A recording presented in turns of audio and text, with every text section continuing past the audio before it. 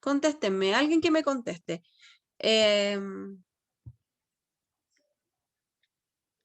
¿Ya? Contéstenme esa pregunta. El lavado de manos por sí solo. Así yo le digo, lavado de manos. ¿Cae en alguno de estos 4 ejemplos?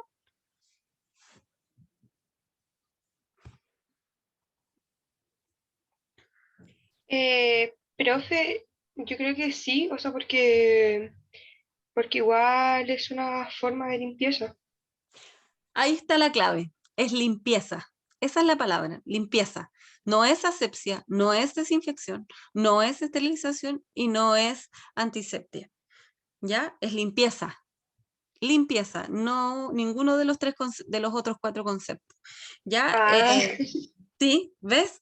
Entonces, por eso te digo, me pasaban cosas como esas, que yo sé al leer lo que es la respuesta, yo me doy cuenta que, por una parte, puede existir esto que yo les digo, que contestaron muy rápido y pensaron, o sea, y contestaron sin leer la pregunta que decía solo de ejemplos. ¿Algún ejemplo de antisepsia? ¿Algún ejemplo de...? Hay algunos que, por Profe, ejemplo, yo ¿sí? coloqué definición y ejemplo. Claro, es que a eso iba también Fernanda. Habían algunos que me daban la definición y después, por ejemplo, no sé, me decían eliminación de microorganismos, no sé qué, ejemplo, lavado de manos. No es el lavado de manos. Si bien es cierto, por arrastre, la técnica de lavado de manos solo con agua y jabón común y corriente, el de la casa, eh, es una técnica que efectivamente baja la carga bacteriana que nosotros tenemos en las manos, pero por ningún motivo es un concepto de antisepsia, por ejemplo. ¿Ya? Salvo que, por ejemplo, a ese lavado de manos utilizáramos povidona yodada, clorexidina, jabones de clorexidina, etcétera. Pero ahí le estamos agregando un antiséptico y ahí pasa a ser antisepsia. ¿Ya? Em, todas esas cosas son detalles, chicos, detalles que debemos empezar a manejar un poquito más fino. ¿Por qué? Porque piensan, yo los llevo a su futuro profesional como enfermeros, ustedes le van a dar instrucciones a la persona que haga aseo y le diga, limpia aquí. La persona que va a hacer va a limpiar, puede limpiar un trapo con agua solamente. ¿Sí? Pero si ustedes entienden el concepto de desinfección, por ejemplo, no va a ser el concepto limpia, a lo mejor le va a decir a la persona limpie, pero usted sabe lo que está haciendo, que está desinfectando el área, que está eliminando las bacterias, qué sé yo, ¿me entienden? En ese sentido es que yo creo que falta un poquito de comprensión al leer. La otra pregunta también que a mí me pareció fácil, pero que encontré que las respuestas estaban muy, muy débiles, era la vacuna. Con respecto a la vacuna, me llevé varias sorpresas que la vacuna no es solo anticuerpos, ¿sí? No es solo eso. La importancia de la vacuna, yo pensé que esa pregunta estaba regalada, pero hubo varias que no supieron explicar lo que significa la vacuna, lo que es el efecto de la vacuna, lo que significa a nivel de salud comunitaria, ¿ya? Lo vamos a ir viendo cuando, cuando revisemos la prueba. Denme 2 segundos que voy a preguntar con respecto a eso.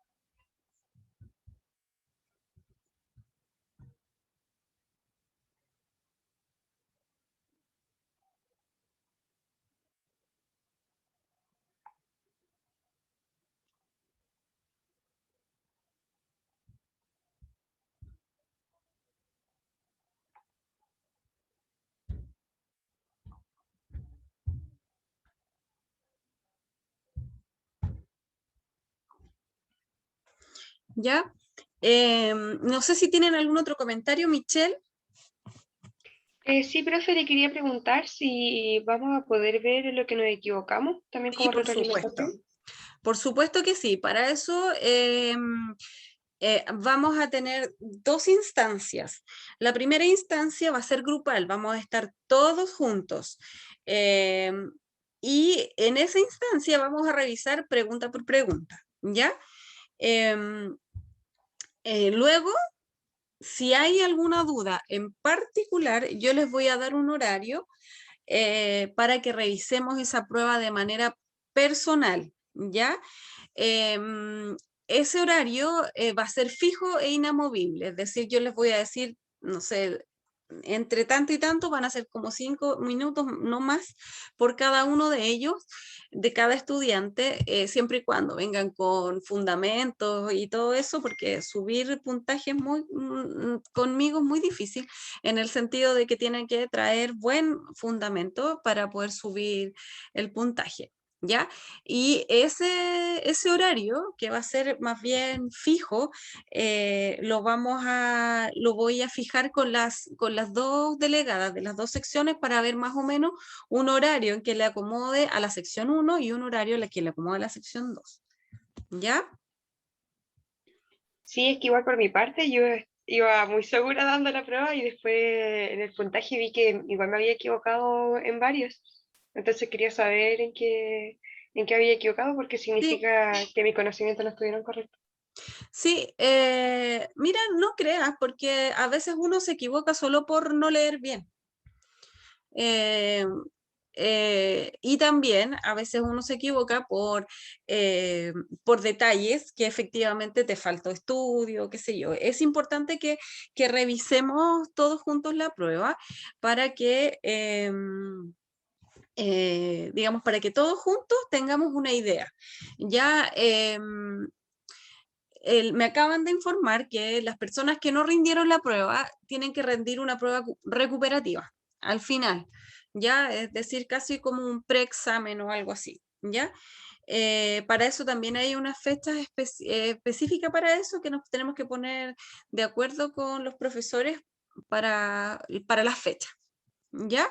Em, yo no sé si hay otro comentario, me interesa mucho que me cuenten con respecto a la prueba, porque independientemente de que les haya ido bien, les haya ido mal, era la primera prueba a la que ustedes se enfrentaban con este tipo de contenido. Es mucha, muchas de las preguntas que yo hago son preguntas de aplicación, ¿ya? Eh, Preguntas de aplicación en el sentido de que, claro, tienen todas mis diapositivas, tienen todo el material, tienen mis clases y todo, pero todas las preguntas, o la mayoría, son aplicables, ¿ya? Y tanto en las preguntas de alternativa como las preguntas de desarrollo, siempre tienen que ser aplicables, ¿ya? Por lo tanto, por eso yo les insisto tanto en que den ejemplos, en el sentido de que cuando, por ejemplo, cuando hicimos la presentación de bioseguridad, la mayoría de los descuentos fue porque los ejemplos no estaban de acuerdo a los temas, ¿sí?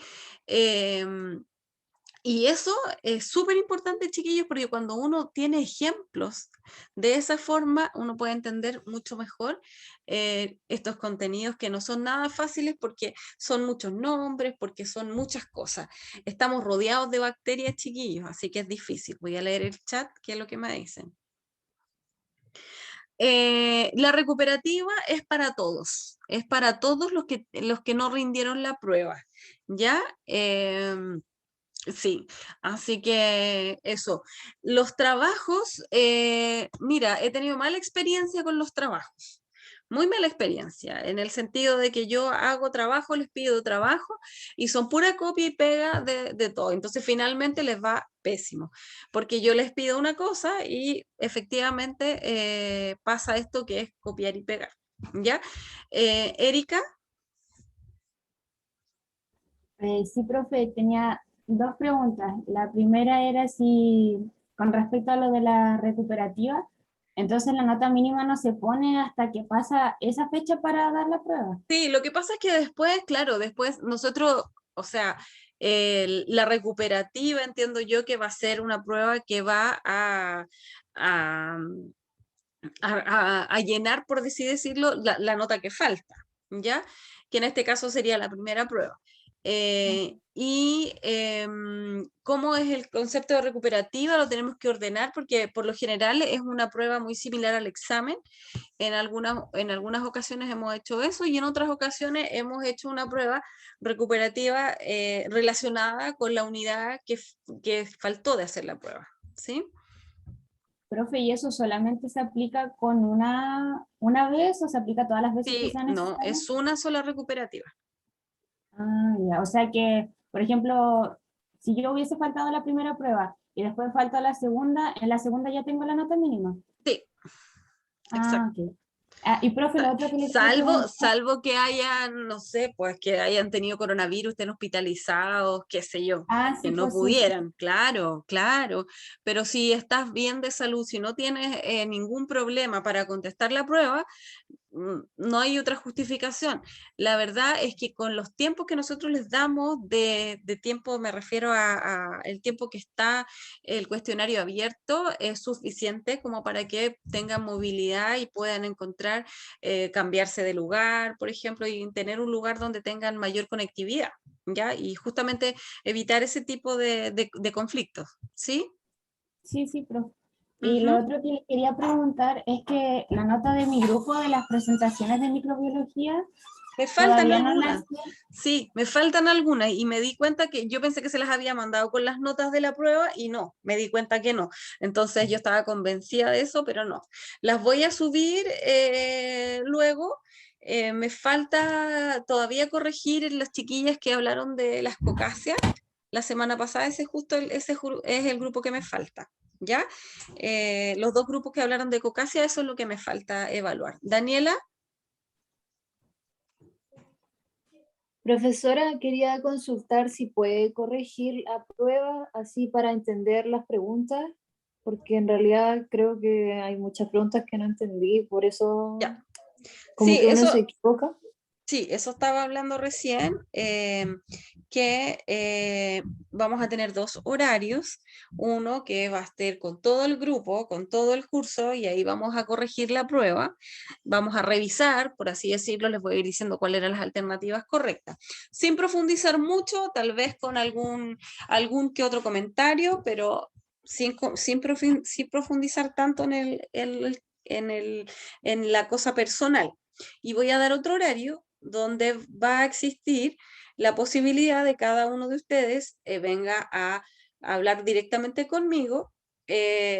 No sé si ustedes creen que no están de acuerdo con el puntaje, etcétera, y la corregimos personalmente, o sea, uno a uno, ¿ya?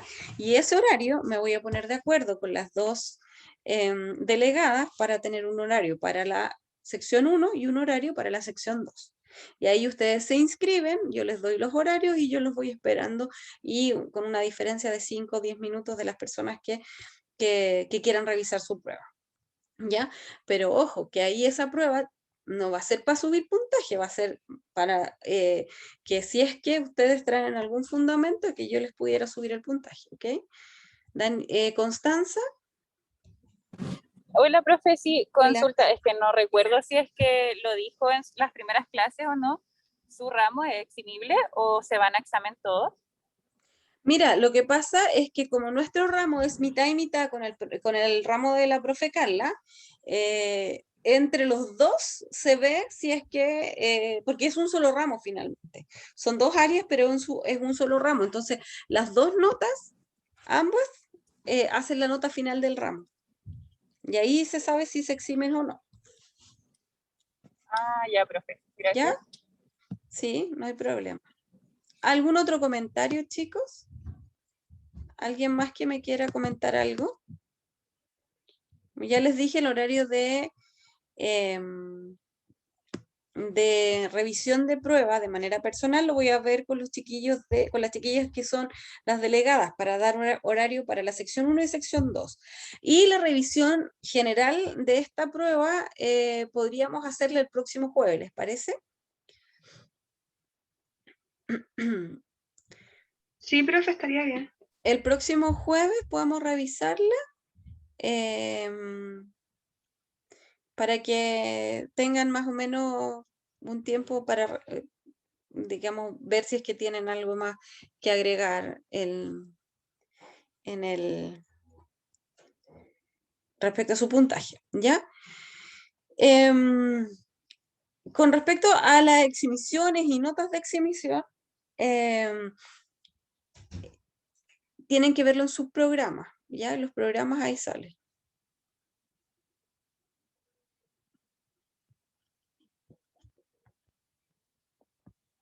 ¿Cómo no entiendo la pregunta, Yasmín?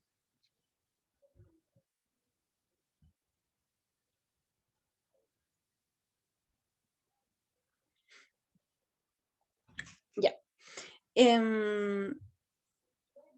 Ya, chiquillos, hoy día la Daniela parece que se le quedó la mano levantada. No, profesora, quería hacerle una... ¿Ya? O sea, no es algo que he conversado con nadie ni nada, pero me interesaría si puede poner así como preguntas de cuando, no sé, pues termina un tema ¿Ya? para poder practicar, porque me di cuenta que en realidad no tengo como esa comprensión de enlazar la pregunta con la información que uno lee. Entonces, para poder como ir ¿Ya? entrenándose prácticamente a las pruebas, Sí, así como dos Daniela, preguntas para... sí, entiendo, sí, entiendo, estoy de acuerdo. Una pregunta, Daniela, ¿tú hiciste, a ti no te tocó presentar en las Cocasias Gran Positivo? ¿No? No te tocó presentar a ti en las Cocasias Gran Positivo, ¿verdad? No, de hecho todavía no he presentado. Ya, perfecto. Mira, el trabajo que yo les di a las chicas de las Gran Positivo, justamente apunta a eso. Ya, si tú lo revisas, está en el aula, tú lo revisas y puedes darte cuenta que sigues una lógica. Y independientemente del texto, bueno, sí depende del texto en realidad, no. Depende del texto, de lo que está leyendo encima, tú vas sacando distintas preguntas y esas preguntas están dependiendo de la profundidad, es decir, la primera pregunta es mucho más liviana, es mucho más simple, es algo fácil de responder, hasta llegar a la tercera, a la cuarta pregunta, que son preguntas un poco más complejas y totalmente destinadas al desarrollo profesional de ustedes, ya que está directamente relacionado con lo que ustedes vayan a trabajar. Ya cuando nosotros hicimos la presentación, cuando las chicas hicieron la presentación, en cada una de las secciones, lo profundizamos de esa forma. Y ahí yo les hice hincapié a todos los que estaban ese día en las clases, que es la forma que tienen que estudiar las bacterias. ¿Ya? Porque las bacterias, ahora se abre un mundo, ya vimos las Cocasias Gran Positivas, que son 3 géneros, pero son las poquitas, digamos, son las que son menos. Y de ahí vamos a partir, la otra semana partimos con los gram negativos, y con los gram negativos son un montón. Entonces, cuando uno hace ese ejercicio que hicimos con las chicas de revisar un texto que hablaba de la bacteria, ir contestando las preguntas desde lo más simple hasta lo más complejo, hace mucho más fácil el estudio. ¿Ya? Y siempre, chiquillos, siempre ejemplos de algo. Por ejemplo, les voy a decir, díganme un ejemplo para evitar las infecciones intrahospitalarias. Dígame un ejemplo y ahí, bueno, pueden usar los elementos de protección personal, la esterilización, no sé, cosas como esas, ¿sí? Ángela. Profesora, de hecho yo quería ahondar un poco en lo que usted estaba diciendo, Daniela, porque nosotras, cuando nos tocó disertar, efectivamente nos guiamos de esas preguntas y esas mismas preguntas eran tan precisas que nos ayudaron a nosotras a discriminar información de lo que es relevante para nuestra carrera y lo que no es. y así pudimos sacar, digamos, la información concisa de libros y de artículos. Sí. Porque muchas veces de repente es mucho desarrollo del tema. Entonces muchas de esas cosas no es que Muchas cosas, no es que no sí. sirvan, sino No, que son no. redundantes. Y no, y muchas cosas ayudan a limpiarles el camino a ustedes, porque no es lo mismo entender el enterococo en una carrera como nutrición, por ejemplo, en una carrera como tecnología médica, son enfoques totalmente distintos. ¿Ya? La misma bacteria tienen enfoques distintos. Entonces, por eso es importante, como yo les decía, ese esquema de trabajo, ese esquema de estudio, se puede aplicar a todo de aquí para adelante. ¿Ya? Mañana vamos a ver algo que tiene que ver con los medios de cultivo. A los chicos les dejé el tema abierto, a los que les toca hablar de medios de cultivo, y se los dejé abierto justamente para que yo se los vaya ordenando y los vayamos entendiendo, digamos, o más bien separando y sesgando la información que necesito que ustedes tengan, porque para este curso los medios de cultivo no son tan importantes como los medios de transporte, ¿sí? Sin embargo, si estuviéramos hablando en otra carrera, por ejemplo, nutrición, los medios de cultivo son importantes porque los mezclamos con los alimentos, etcétera, ¿ya? Y por eso es que los dejé abiertos en esta ocasión para que mañana revisáramos bien lo que, lo que respecta a este tema, ¿ya? Chiquillos, la clase de hoy, si no tienen otra pregunta, ya les dije, la próxima semana, el día jueves, nos vamos a juntar y vamos a hacer la revisión de la prueba, ¿ya? Y ahí todas las preguntas con respecto a la prueba, ¿ya? En la clase de hoy vamos a continuar con los gram positivos y hoy día les quiero hablar de una bacteria bien particular que bueno, va a estar presente por mucho rato y que les voy a contar a continuación.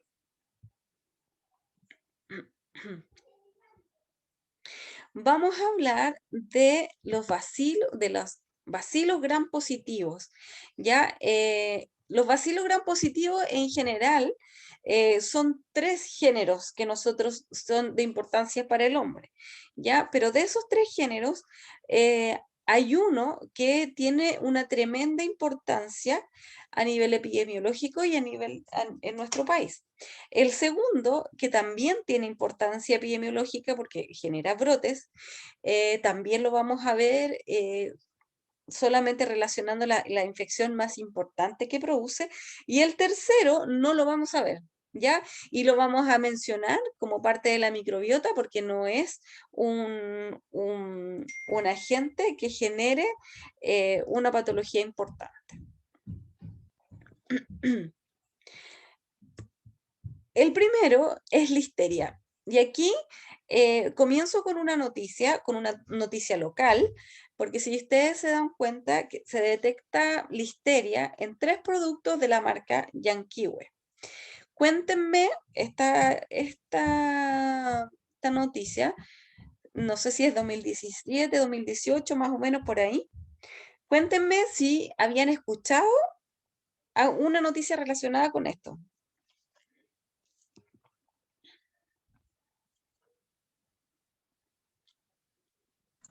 Por mi parte, no, profe. ¿Ya? No, ¿Alguien profe, yo tiene, tampoco no lo había escuchado. pero no había escuchado la noticia o la listeria? Ninguna de las dos. Ya. Luz dice que sí la había escuchado.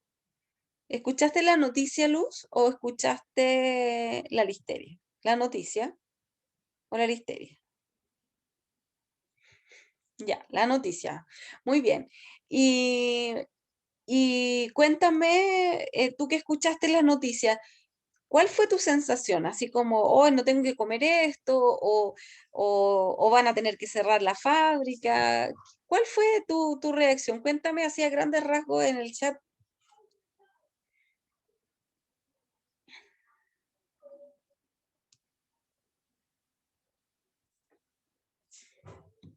¿sí? Pero te preocupaste porque sabías lo que pasaba con esta listeria, o te preocupaste porque salió en las noticias.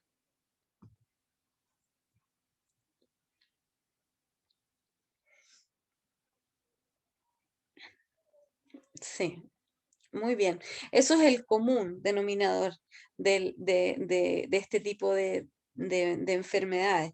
La listeria es una bacteria que normalmente no preocupa a nadie, ¿sí?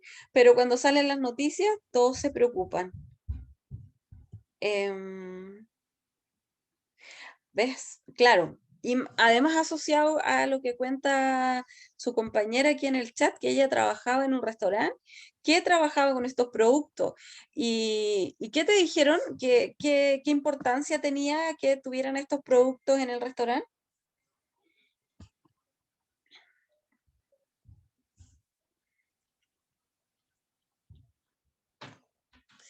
Dejemos de comprarlo. Muy bien. Em, ya. Lo que yo les voy a mostrar a continuación, quiero mostrarles un video que tiene que ver con la listeria. Hay algunas preguntas, voy a echar a andar esto. Sí. Listeria. Que yo les voy a mostrar,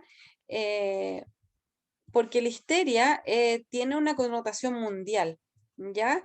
Esto es un reportaje que se hizo a nivel en España, donde se habla de la listeria y se contestan algunas de las preguntas. Atención. Infecciones, Me cuentan si escuchan. por vía alimentaria. Sí, profe, sí se escucha. Ya.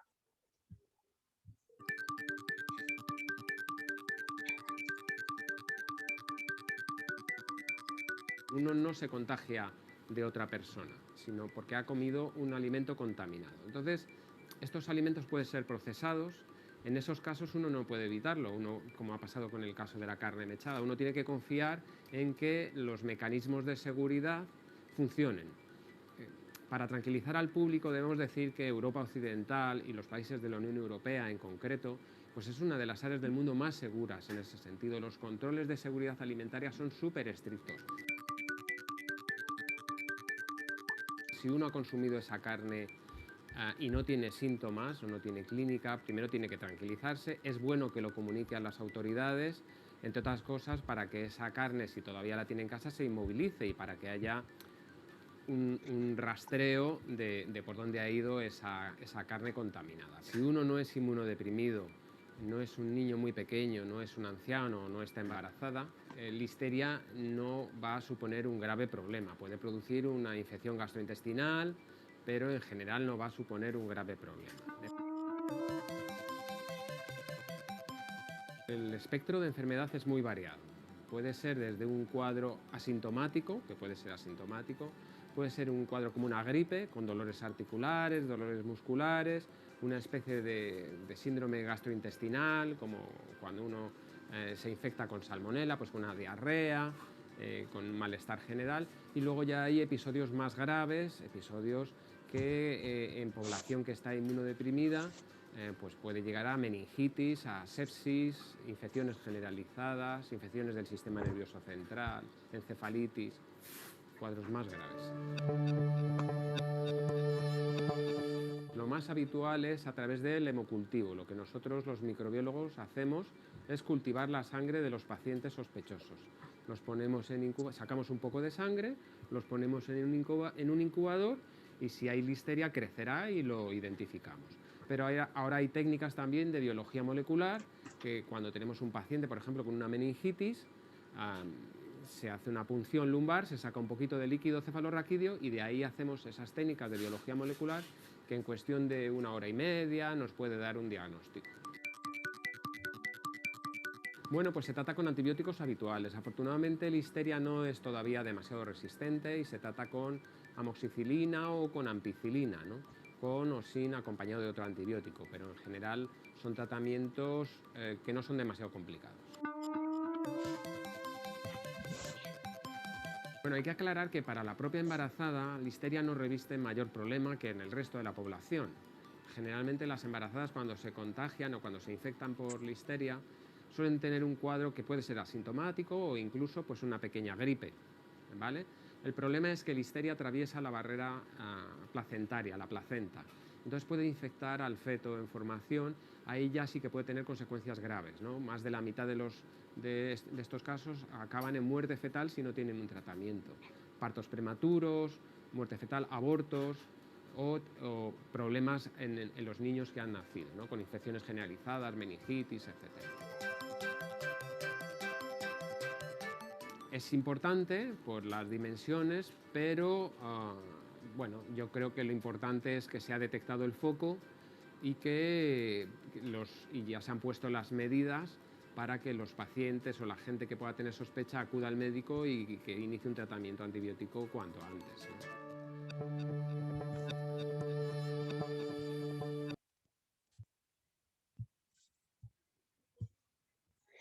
Ya.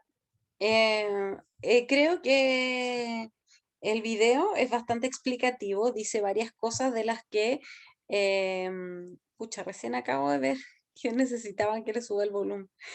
Que explica bien lo que es la listeria, ¿ya? La Profe, listeria, ¿sí? ¿puede enviar el link del video? Sí, está aquí. Mira, está en la presentación. Yo voy a dejar la Ya, clase también en el aula y está en la presentación, ahí está el video, ¿ya? gracias. Sí, miren, una de las cosas importantes es que eh, este, este microorganismo está presente cotidianamente. Nosotros comemos cantidades de listerias todos los días. Y tiene algunas características bien particulares que a nosotros nos van a enseñar o nos van a ir dirigiendo hacia la prevención de este agente, ¿ya? Ya vimos que había, según lo que decía el hombre que nos estaba presentando, que habían algunos pacientes que eran más susceptibles de adquirir una infección por listeria que otros, ¿cierto? Vamos a conocer un poquitito de lo que se trata esta listeria. Esta listeria es un bacilo gram positivo, eso es importante, es un bacilo gram positivo que no presenta espora. Sí, muy bien. No presenta espora, son móviles por flagelos, eso es súper importante conocerlo, porque tienen distinta movilidad de acuerdo a la temperatura en la cual se incuben, ¿ya? Por ejemplo, si están entre 30 a 25 son menos móviles, por lo tanto, la temperatura ambiente no le favorece tanto el movimiento como si estuvieran, o sea, le favorece más el movimiento, perdón, que si estuvieran a 37. En 37 tienen solo un flagelo, entonces son más lentas, ¿ya? Para moverse. Son capaces de crecer a 4 grados de temperatura. Y aquí me voy a detener porque esta característica es tremendamente importante que nosotros la sepamos. Ahora ustedes me preguntarán por qué. Porque yo les pregunto a ustedes, ¿cuál es la temperatura del refrigerador donde uno guarda la comida? ¿Cuál es la temperatura que hay ahí?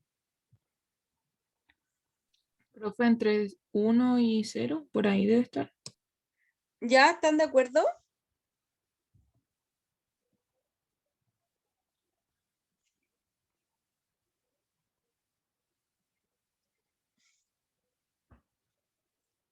Cinco, 3, ¿ya? ¿Alguien tiene otra opinión? ¿La temperatura del refrigerador cuál es?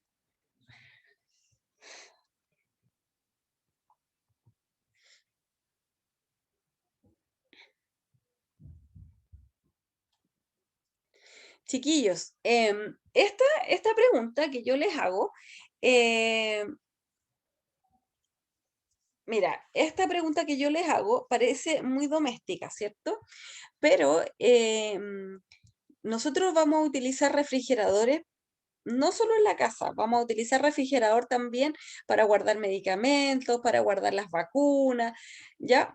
Y nosotros necesitamos saber cuál es la temperatura de refrigeración. La temperatura de refrigeración es una temperatura en la cual nosotros no logramos congelamiento del agua, ¿cierto? Por lo tanto, el 0 grado es cuando el agua se congela, ¿cierto? A los 0 grados. Y de los -1 a, digamos, los que están números negativos, el agua sigue congelada. Por lo tanto, eso es temperatura de congelación o de freezer. La temperatura de refrigeración se dice que va entre los 4 y los 8 grados Celsius. Esa es la temperatura de refrigeración. Entre los 4 y los 8 grados Celsius es la temperatura que nosotros deberíamos manejar dentro de nuestro refrigerador si es que pudiéramos tomar la temperatura, ¿ya?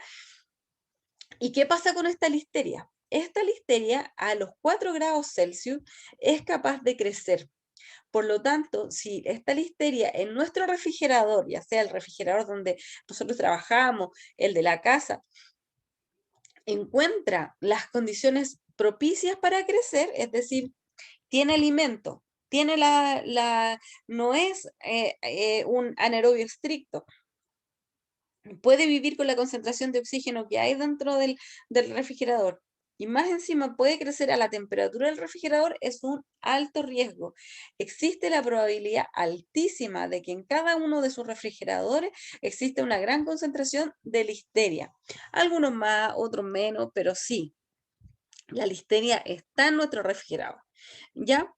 Y además, altas concentraciones de sal, así como bien decían sus compañeros, o como daba en el ejemplo, los productos que son envasados al vacío y que tienen alta concentración de sal, como las salchichas o como los embutidos y todos estos derivados del cerdo, generalmente tienen altas concentraciones de sal. Entonces, y piensen en un jamón yanquiwe, como el del ejemplo de la noticia, ¿dónde se va a guardar? En el refrigerador y tiene altas concentraciones de sal, por lo tanto, si llega a haber una bacteria ahí, una sola va a formar una colonia y va a formar gran cantidad de bacterias.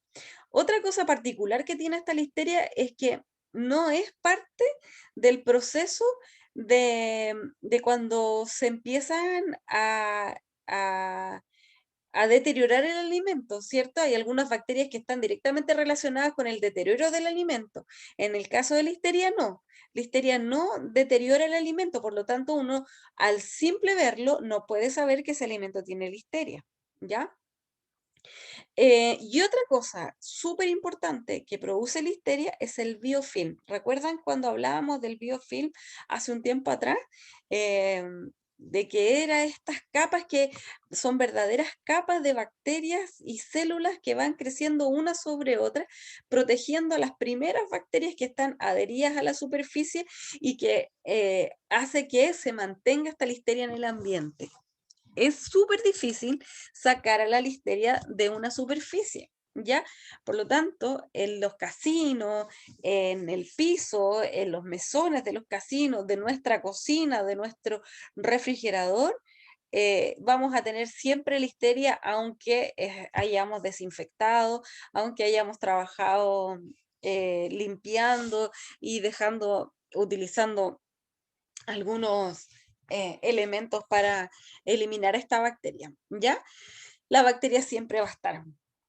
Lo importante es que hay que tener consideración, como decía el hombre en el video, de los pacientes a los cuales están expuestos y van a generar mayor complicaciones, del tipo de alimento, porque no todos los alimentos tienen listeria, aunque yo diría que casi el 90% de los alimentos que nosotros consumimos tienen listeria, ¿ya? Y esas son las cosas a las cuales nosotros debiéramos estar atentos. ¿Cuál es la importancia clínica de Listeria monocitógenes? Que es la cepa que del grupo del género Listeria, la cepa que a nosotros más nos interesa es Listeria monocitógenes, es que es un patógeno intracelular que puede crecer en los macrófagos y las células epiteliales. De esa forma son capaces de evitar la respuesta inmune, ¿ya? Las cepas virulentas pueden tener factores de adhesión a las células y tienen además una proteína que media la motilidad, ¿ya? Y eso hace que estas cepas sean más virulentas que otras. Se aísla de cualquier parte, de la tierra, del agua, de la vegetación, de los animales, el ser humano, que puede ser portador gastrointestinal, pero en muy bajo grado, ¿ya? En muy poquito.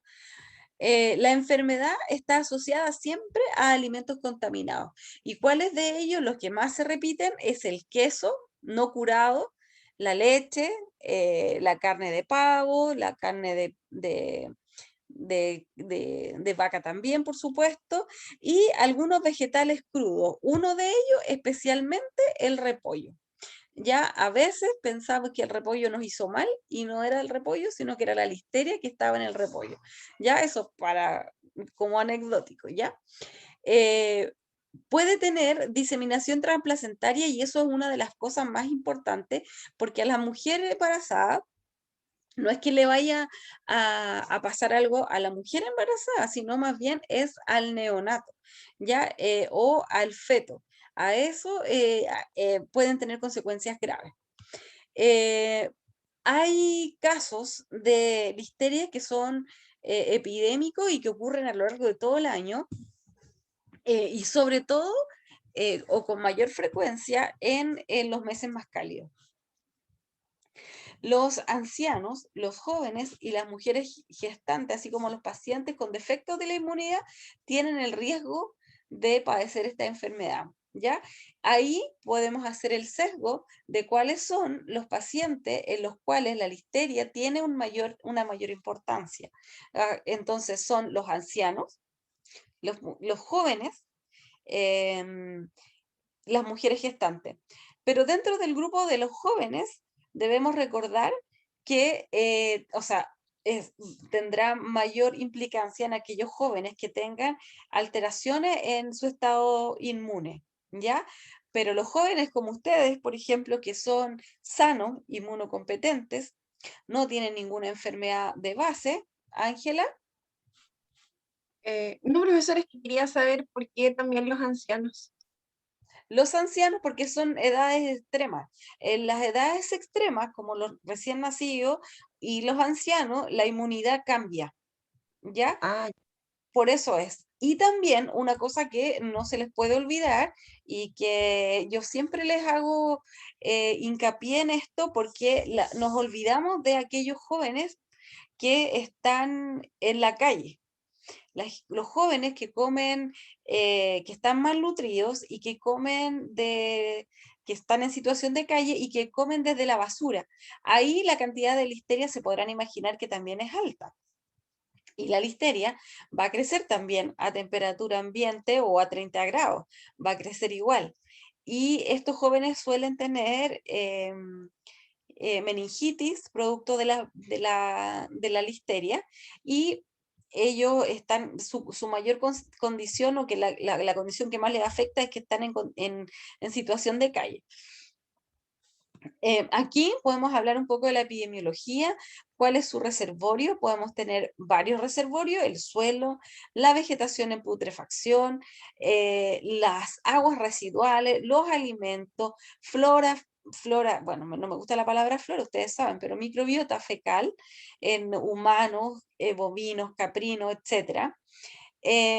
Puede ser aislada en un porcentaje bajito de adultos sanos, ¿ya? Pero tiene la capacidad de crecer en altas concentraciones de sal.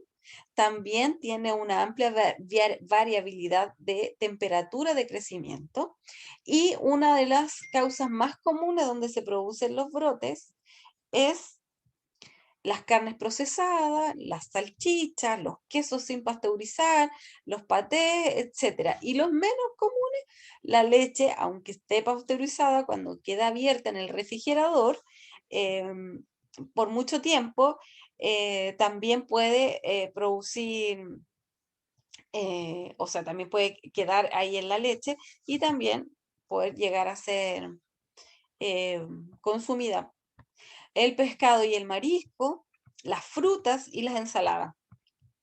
Es decir, como ya les dije hace un rato atrás, nosotros comemos listeria todos los días, es parte de nuestra dieta, ¿ya? Así que todos comemos listeria en algún momento. La listeria es un patógeno que puede crecer dentro de los macrófagos y al vivir y crecer dentro de los macrófagos hace que se pueda evadir la respuesta inmunológica. Recuerden que los macrófagos eran los primeros que llegaban y se comían a este agente extraño, se comían entre comillas, los fagocitaban y lo destruían. En este caso, esta listeria es capaz de sobrevivir y de multiplicarse dentro de los macrófagos y de esa manera poder mantenerse en el huésped y así generar una infección. Profe, ¿esto sería porque tiene cápsula o no? No, porque tiene estas otras que yo les decía, las adhesinas, las proteínas, todas estas que están aquí, los factores de adhesión, ellas les ayudan, la célula no lo reconoce como extraño y hace que se una, ingrese a la célula como que si la fuera a fagocitar, pero en realidad no la fagocita, sino que le permite el ingreso nada más, y ahí se va multiplicando dentro del macrófago. Ay, ok. ¿Ya? Bueno, en Chile es un agente de vigilancia de laboratorio, ¿ya? Nosotros como laboratorio, nuestra parte es hacer la vigilancia y el informe hacia el Instituto de Salud Pública y quién es el que confirma los casos asociados, que es el Instituto de Salud Pública. ¿Ya? La listeriosis es considerada una zoonosis, es decir, enfermedades que son transmitidas por los alimentos a través de los animales o de productos derivados de los animales. ¿Ya? Generalmente produce enfermedades como meningitis, septicemia, algunas encefalitis, etc. Pero tiene distintos tipos de síntomas.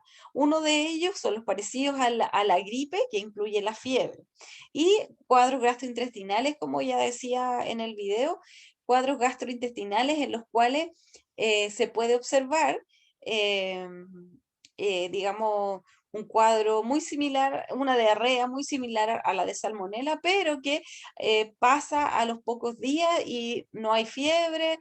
Eventualmente pudiera haber fiebre, pero no está asociada la diarrea con fiebre que de listeria, ¿ya? Pueden existir, pero lo común es que no. Cuando el cuadro es más grave, pueden haber más fiebre.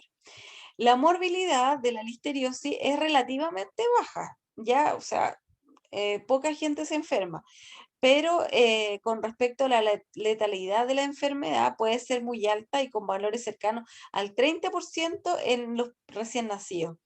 Y en los adultos, excluida la mujer embarazada, puede llegar al 35%.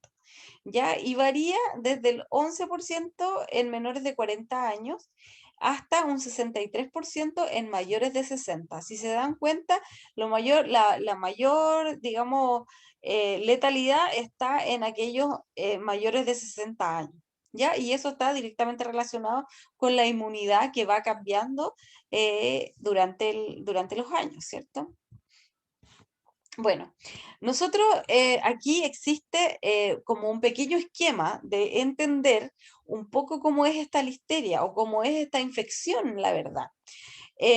Nosotros nos comemos la listeria, ¿cierto? Con algún alimento y llega a los nódulos linfáticos y de los nódulos linfáticos va hacia el hígado, ¿cierto? Y va haciendo el ciclo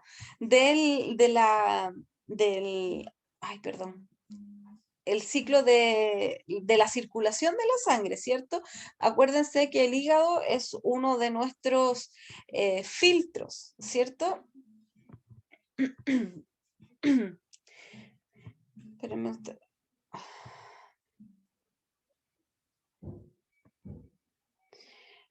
Entonces, va haciendo el filtro, nuestro filtro que es el hígado, junto con el vaso, van haciendo el filtro de la sangre, ¿cierto? Desde allí puede pasar al torrente sanguíneo y alcanzar el cerebro o transplacentaria, ¿ya? Una de las cosas importantes de decir esto es que en palabras más técnicas podríamos decir que Listeria monocitógene es capaz de atravesar la barrera hematocefálica, es decir, llegar hasta el cerebro y provocar meningitis, y también es capaz de atravesar la barrera transplacentaria y llegar al feto, ¿ya? Aquí, como salen en este esquema, podemos ver que hay distintos tipos de alimentos, ¿cierto? Quesos, frutas, embutidos, etc. La verdad es que se queda corto esta imagen, porque hay muchos alimentos más que están involucrados en esta listeriosis. ¿Ya? A lo largo de todo el mundo existen distintas formas de hacer, entre comillas, propaganda con respecto a la listeria, ¿ya? Y hay algunos como estos ejemplos que estamos viendo acá, como esta fotografía que estamos viendo acá. Este es uno de los anuncios de cómo evitar la listeria, ¿ya? Como ya les decía, está en todas partes. Eso también se puede decir en una sola palabra, que es una bacteria ubicua, es decir, que la encontramos en cualquier lugar. Está asociada al consumo de carnes, pescados y lácteos, vegetales crudos y principalmente repollo, ¿ya? Otras transmisiones como la transplacentaria o por el canal del parto, infecciones cruzadas en unidades de neonato, ¿ya? Eso también puede pasar. Factores de riesgo, como ya les decía, deficiencias de la inmunidad celular, el embarazo y las edades extremas, recién nacidos y ancianos. Tiene algunas manifestaciones clínicas que están relacionadas con la enfermedad neonatal, que es la primera, que es la precoz, que es adquirida in útero por vía transplacentaria y puede ocasionar aborto, mortinato o parto prematuro, ¿ya? Y la otra, que es tardía, que es después del nacimiento, unas 2 a 3 semanas, le puede presentar el recién nacido meningitis o una meningoencefalitis con septicemia. Y en la enfermedad de los adultos, la mayoría de las infecciones son asintomáticas o con manifestaciones leves. Y la meningitis, especialmente en trasplantados, en aquellos pacientes que tienen cáncer o que están en quimioterapia y las personas y las mujeres embarazadas. Aquí un cuadro general de lo que es la identificación de listeria, pero que en realidad me gustaría que nos centráramos en el gram, que son bacilos gram positivos muy cortitos, y esto es lo que nosotros vamos a observar, ¿ya? Es súper importante conocer que listeria, como ya les decía, produce un cuadro gastrointestinal leve que pasa con el tiempo, autolimitado, o puede ser síntomas muy parecidos a la gripe, con o sin fiebre, y cuadros mucho más graves como la septicemia y la meningitis, que principalmente ocurre en pacientes en edades extremas. Antes de pasar al otro género, no sé si tienen alguna pregunta, algún comentario.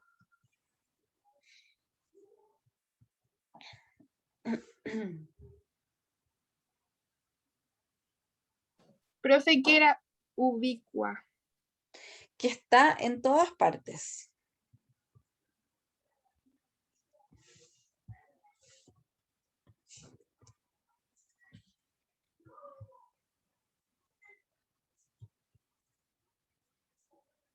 Meningitis, mira, no quise poner justamente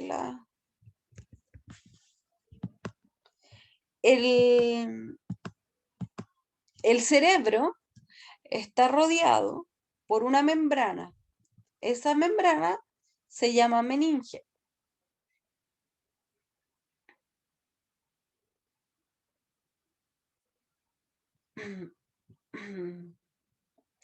esta membrana que rodea al cerebro se llama meninge, ¿ya? Entre la meninge y el cerebro hay un líquido que se llama el líquido cefalorraquídeo. Entonces, la bacteria, cuando traspasa lo que es o está en el sistema circulatorio, ¿ya? Y ahí podemos hablar de septicemia, está ahí, y es capaz de atravesar la barrera hematocefálica, es capaz de llegar a las meninges y produce una infección en las meninges. El líquido cefalorraquídeo es el que cubre el cerebro y el que protege al cerebro junto con las meninges, y cuando hay esta meningitis, este líquido cefalorraquídeo le sirve a la bacteria como medio de cultivo y va creciendo en este medio de cultivo y generando una inflamación en las meninges. Daniela. Profesora, la meningitis también puede ser viral, ¿cierto? Absolutamente. La meningitis tiene distintas causas. Una es bacteriana y una de las bacterias es la listeria, otra es viral y otra es por parásitos y otra es por hongos. O sea, los 4 agentes pudieran causar meningitis. Profesora, ¿Sí? El camino de esta bacteria entonces primero tiene que pasar por el hígado y por el otro órgano que está ahí para finalmente llegar hacia el cerebro, hacia el feto. Así es, sí. Es necesario que tenga que... ¿Cómo se llama el abajo? ¿Las qué? Vaso. ¿Era el El vaso? vaso, sí. Ah, ya. El hígado arriba, el vaso abajo. Y No es que uno de estos sea necesario para es que- invadir tanto el cerebro como la placenta. no, No, no, ¿cierto? no, Porque, a ver, no. Porque puede ser indistintamente. Lo que pasa es que este es el transcurso, como alcanza los nódulos linfáticos y nuestro hígado es un filtro purificador de nuestro cuerpo, y una cosa importante que ocurre en el vaso, que en el vaso ocurre la destrucción celular de aquellas células, principalmente del sistema inmune, como las células, los macrófagos, los leucocitos, los glóbulos rojos, etcétera, que se tienen que destruir o están perdiendo ya su viabilidad, tienen que pasar por el vaso para ser destruidos. Por eso se hace esta vuelta, ¿ya? Acuérdense que la listeria crece dentro de los macrófagos. ya. ¿Algún otro comentario?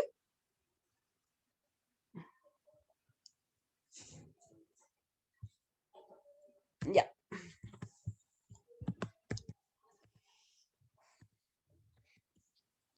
Vamos a pasar al otro grupo, Profe, ¿sí? si me puede explicar cómo funcionan las proteínas para que ingresen a los macrófagos. Ah, ya, mira. Vamos a volver aquí. Mira. Las proteínas lo que hacen es, mira, recuérdate que el macrófago es aquel que va a reconocer a un agente extraño, lo va a envolver y se lo va a comer, entre comillas, y lo va a destruir, ¿cierto? Porque va a reconocer proteínas que hay encima o en la superficie de este agente que permiten que el macrófago lo reconozca como extraño y lo pueda destruir, ¿cierto? Eso es palabras muy simples. Es un sistema mucho más complejo, pero eso es lo más simple. En el caso de listeria, el macrófago lo reconoce, hace todo esto que yo les cuento, reconoce a la bacteria, hace que esta bacteria ingrese, pero no es capaz de destruirlo. Es al revés. Es al revés. La listeria se comienza a dividir dentro del macrófago, y todas estas enzimas o estas proteínas les ayuda para que puedan seguir multiplicándose, destruir al macrófago por una parte y volver a liberarse con una proteína que es parte del macrófago que no al quedar envuelta la listeria en esa proteína, no la va, el sistema inmunológico no la va a reconocer como extraño, porque tiene parte del macrófago. ¿Sí? No sé si queda un poco más claro, más o menos. Sí, profe, ahí me aclaró la duda. Gracias. Ya. Sigamos. Con respecto a Corynebacterium, que es otro de los géneros que vamos a ver hoy, es un bacilo gram positivo, pleomórfico, no esporulado, es decir, tampoco produce esporas. Al dividirse, perdón, quedan unidos por el vértice, por lo que adquieren una agrupación característica, que es letra B o letra Y, pero también se les conoce como letra china, o también empalizadas, porque se ven uno al lado de otro. Luego las vamos a ver. Son aerobios. Esa es una de las... Profe, ¿Sí? tengo una duda sobre eso que no produzca esporas. ¿A qué se refiere eso? A ver, las esporas, ¿recuerdas lo que son las esporas? No, eso quería que me expliques, por favor. Ya. Las esporas son estructuras celulares que producen algunas bacterias, ¿ya? Vimos con detalle el proceso de esporulación en la clase que hablamos de crecimiento bacteriano, de estructura bacteriana me parece que fue, que lo que hace es que la bacteria frente a situaciones ambientales adversas, es decir, que no le permitan crecer, en el medio ambiente donde está, hace que esta bacteria se encapsule, forme una cápsula y adentro de esta cápsula hay material genético. Y esta cápsula, entre comillas, lo estoy diciendo para que lo entiendan como concepto, son las esporas. Estas esporas contienen todo el material genético para obtener nuevamente una bacteria. ¿Y cuál es la gracia? Es que esta espora permite a la bacteria mantenerse en el medio ambiente sin destrucción, es resistente al calor, resistente a los desinfectantes, resistente a todo, ¿ya? Y estas esporas, cuando encuentran un lugar en el cual tenga la capacidad esta bacteria de volver a crecer, empieza el proceso de desesporulación, es decir, destruir todo lo que envuelve a esta espora y obtener este material genético y desde allí obtener una nueva célula bacteriana. No sé si te quedó un poquito más claro. Sí, profe. Ya. Entonces, es necesario saber si las bacterias son esporuladas o no, porque son las que nosotros necesitamos eliminar o no, utilizando un determinado agente, ¿ya? Digamos, desinfectante, ¿ya? Recuerdan ustedes que habían algunos químicos que podían eliminar las esporas, habían otros procesos de esterilización que eliminaban esporas, ¿ya? Lo necesitamos saber justamente para eso. ¿Ya? Por eso yo les hablo de las bacterias son esporuladas o no, porque, por ejemplo, este Corynebacterium se morirá con el alcohol al 70%.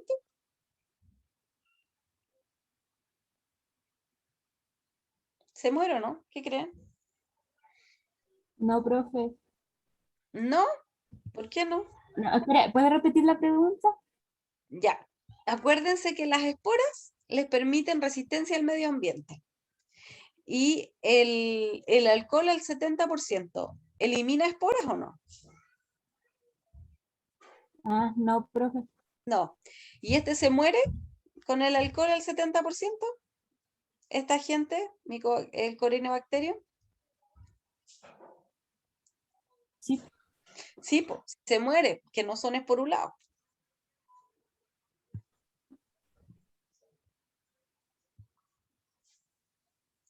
¿Me entendieron el concepto? Porque en el chat me contestaron que no. Claro que se muere. Profe, yo le había puesto que sí. Sí, ya. Ya. Claro que se muere. Ya. Sigamos. Para que dejemos lista esta clase y esto es lo último que vamos a ver hoy día. A ver, ¿quién más me dice algo en el chat? Ya. Entonces, aquí está la morfología, la que yo les decía, que tenían que hacer como en empalizada, letras en letras, en Y, B corta, letras chinas, etc. Bueno, hay algunas características de la identificación que la verdad no nos vamos a interiorizar en eso. Sí, les voy a hablar de la importancia clínica que tiene Corynebacterium. Dentro del Corynebacterium, del género Corynebacterium, hay una especie que se llama Corynebacterium diphtheriae.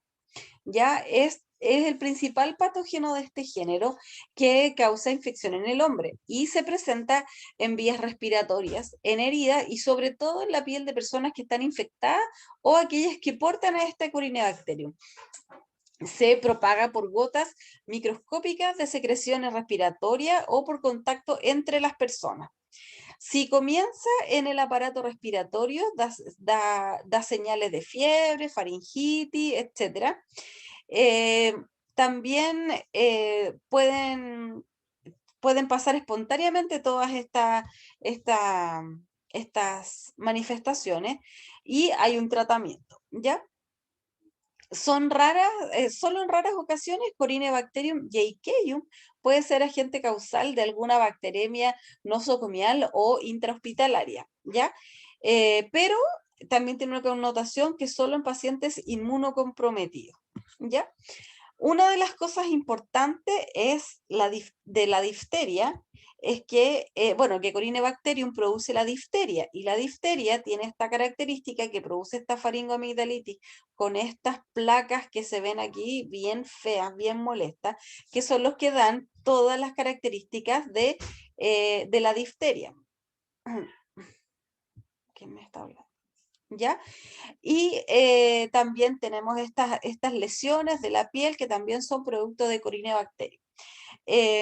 Una de las cosas importantes que les voy a dejar la pregunta aquí y ustedes van a averiguar si es que nosotros tenemos difteria en Chile. ¿Ya? Y si nosotros tenemos difteria en Chile o no tenemos difteria, aquí un poco lo que es el Corynebacterium, y si tenemos difteria en Chile o las hemos combatido de alguna forma con las vacunas. ¿Recuerdan algo de eso? Sí, profe, hay vacuna, creo. Ya, cuéntenme. ¿Algo saben de eso?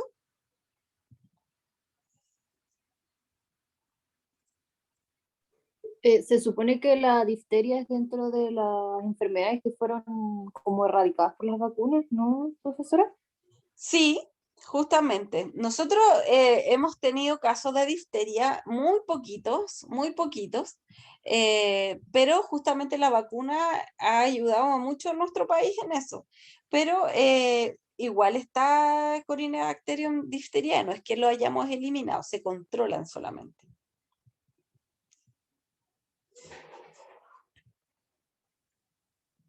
¿Ya? Profe, Sí. ¿cómo se llamaba la otra especie? Jayceum. Pero se los voy a dejar en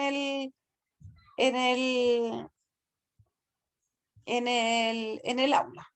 ¿Ya? Pero esa no es tan importante como la que acaba de nombrar, ¿cierto? O sea, es ¿O que igual? el cuadro clínico que causa no es tan grave, ya como la Ah, difteria. ya. Ya la difteria es un cuadro grave en general. Este tiene importancia intrahospitalaria, por eso se los mencioné. Puede generar septicemia, pero en paciente hospitalizado y en paciente inmunocomprometido. Eventualmente, pueden ser muy pocos los casos. ¿Ya? ¿Profe, va a subir el PowerPoint hoy? Sí, espero que sí. Recuérdenme mañana si es que no lo alcancé a subir o que se me olvidó porque hago las grabaciones y después pienso que las subo y no las subo. ¿Ya? Ya, chiquillos, dejemos hasta aquí nuestra clase. Nos conectamos mañana en las secciones correspondientes. Si tienen alguna duda, algún comentario, me lo hacen saber. ¿Ya? Profe, en nuestro grupo que diserta mañana tenemos una duda. Bueno, quédense al final y conversamos. Ya. Hasta mañana, chicos. Hasta Chao, mañana, profe. profe. Chao, profe, profe. que esté bien, buen Chao, día. profe. Que esté bien. Chao, profesora, que esté bien. Chao, chao. Adiós, profesora. Chao. Que esté bien.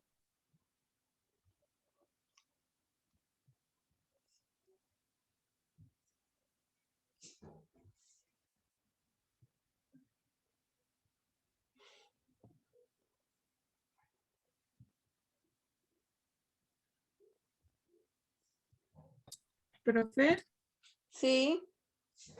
nosotros teníamos una duda con respecto al ejemplo. No estábamos seguros el ejemplo a qué iba dirigido. A ver, ¿cómo? De nuevo, dime cómo estaba formulado el trabajo, que no lo tengo aquí a mano. Decía como la importancia de los medios de cultivo y Ah, un ya. ejemplo. Ya. Por ejemplo, urocultivo, coprocultivo, el cultivo que ustedes conozcan. Yo no les quiero, porque yo me conozco muchos cultivos, pero por ejemplo, alguno que ustedes conozcan. ¿Conocen alguno? ¿Se han hecho alguna vez un cultivo de algo? No, profe. A lo mejor sí, pero yo no lo sé, es que me he hecho varios exámenes. Ya, pero por ejemplo, ¿en alguno le han buscado una bacteria? Yo sí. Ya. Trata de buscar cómo se llama ese cultivo. El ejemplo ideal sería que pusieran el urocultivo, porque es como es el más frecuente. Entonces, como importancia ponemos, hablamos de los medios de cultivo en general y elegimos ese específico. Sí, mira, la importancia en los medios de cultivo radica principalmente en el tipo de microorganismo que nosotros vayamos a estudiar. Entonces, ya habíamos hablado que, por ejemplo, había microorganismos que eran exigentes, otros que que no eran exigentes nutricionalmente hablando, etc. Entonces, es bueno que coloquen o sea, que la respuesta a esa pregunta de para qué o cuál es la importancia es que está directamente relacionado con el agente que estamos buscando, ¿ya? Asociado a alguna bacteria. Y mañana, ya, lo estoy contestando. Y mañana yo misma les doy la respuesta completa, ¿bien? Así como que la importancia que sean específicos como su Claro, composición del medio de cultivo. claro, pero que está, por eso, pues que la composición y que todo lo que tiene que ver con el medio de cultivo está diseñado o la importancia que tiene está dada por el microorganismo que estamos buscando.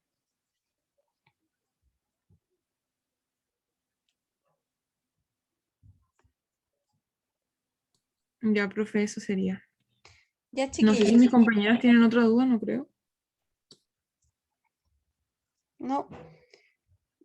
Bueno, no Ya, importa. pero- Mañana, sí, porque este de los talleres, este es el más difícil, les tocó el más difícil porque es el que tiene más amplitud, pero yo les voy a ayudar, no sé por qué. Profesora, ¿Sí? Ya, profe. una pregunta.